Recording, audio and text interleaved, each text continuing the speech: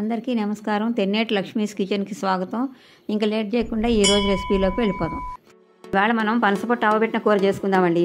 దీనికి కావాల్సిన పదార్థాలు: పనసపొట్టు 1/2 కిలో, మినపప్పు 1 టేబుల్ స్పూను, శనగపప్పు 1 టేబుల్ స్పూను, ఆవాలు 1/2 టేబుల్ స్పూను, ఎండుమిర్చి 3, పచ్చిమిరపకాయలు 2 నుంచి 4, చింతపండు నిమ్మకాయ సైజ్ అంతా, ఇంగువ 1/2 టేబుల్ స్పూను, కరివేపాకు 2 రెమ్మలు, నూనె 1 స్పూను, గుమ్మడికాయ వడియాలు 2.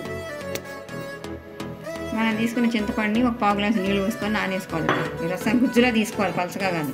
నానేస్తే నానుతుంది ఉడికేలంట. ఈ పనసపొట్టు మేము బజార్లో కొనుక్కు తీసుకొచ్చామండి. ఇది ప్రిజర్వేషన్స్ కలుపుతారు, నూనె కలుపుతారు కదా, అందుకని 1-2 సార్లు బాగా పిసికి కడుక్కోవాలండి. నీళ్ళు వాసన వస్తుంది. అయితే ఇంట్లో కొట్టింది అయితే అవసరం లేదు, 1-2 సార్లు కడుక్కోవాలి బాగా. ఇట్లా పిసికి బాగా కడుక్కొని ఈ నీళ్ళు తీసేస్తాం. స్టవ్ వెలిగించుకురండి, కుక్కర్ పెట్టి 1 గ్లాసు నీళ్ళు పోసుకోవాలి. 1/4 టేబుల్ స్పూన్ పసుపు వేసుకోవాలి.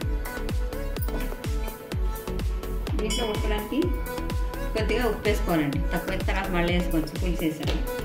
ఇప్పుడు ఈ కడుక్కున్న పనసపొట్టు 1/2 కిలో అండి, మేము 1/2 కిలో తెచ్చుకున్నాము. దీంట్లో వేసేస్తున్నాం.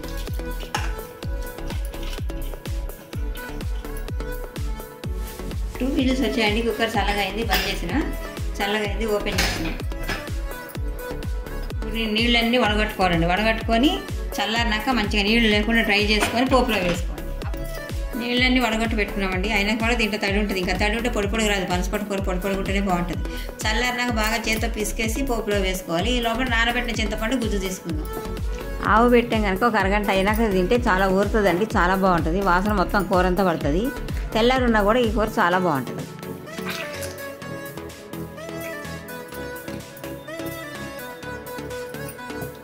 నూనె వేడెక్కింది, శనగపప్పు వేస్తున్నాను. మినపప్పు వేస్తున్నాను.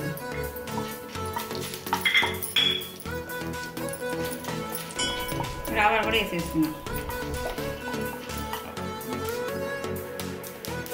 ఆవాలు చిప్పట్టుకుంటే పోపు వేగిందండి, శనగపప్పు వేసి ఇప్పుడు పచ్చిమిరపకాయలు కరివేపాకు కూడా వేసేస్తాను. చికెన్ ఇంక వేస్తున్నాను.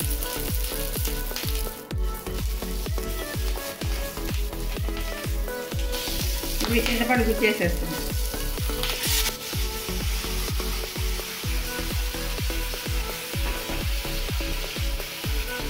పనసపొట్టు వేసేస్తుంది. ఇలా పొడి పొడిగా రావాలండి. పొడి పొడిగా వస్తేనే కూర బాగుంటుంది, ముద్దగా వస్తే బాగుంటుంది.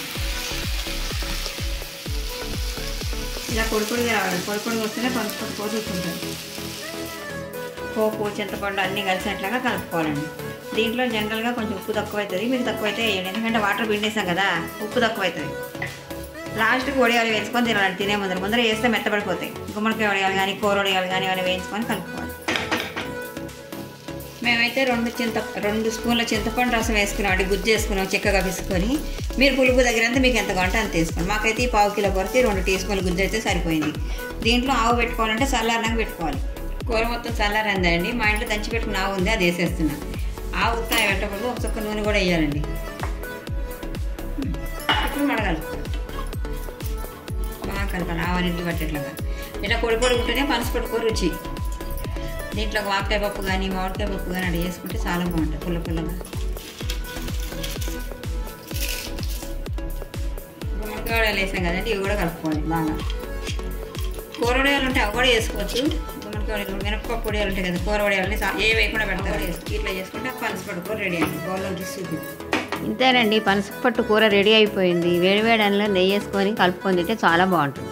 ఈ రెసిపీ మీకు నచ్చినట్లయితే షేర్ చేయండి, లైక్ చేయండి, సబ్స్క్రైబ్ చేయండి. నా కొత్త వీడియోస్ మీ వరకు రావాలంటే బెల్ ఐకాన్ ప్రెస్ చేయండి. మరొక మంచి రెసిపీతో మీ ముందరికి వస్తాను. Thank you.